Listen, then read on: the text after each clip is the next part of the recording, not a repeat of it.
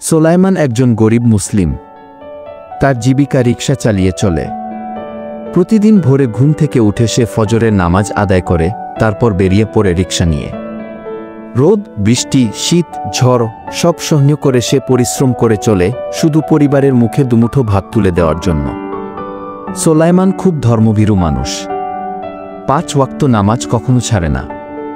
মানুষের সঙ্গে ভদ্র ব্যবহার করে এবং সবসময় আল্লাহর উপর ভরসা রাখে। একদিন হঠাৎ তার স্ত্রী গুরুতর অসুস্থ হয়ে পড়ে। ডাক্তার বললেন দ্রুত হাসপাতালে ভর্তি করতে হবে, নয়তো প্রাণনাশ হতে পারে। কিন্তু তখন তার হাতে কোনো টাকা ছিল না। সে দিশেহারা হয়ে পড়ে। যাদের কাছ থেকে সাহায্য পেতে পারত তারা কেউ এগিয়ে এলো না।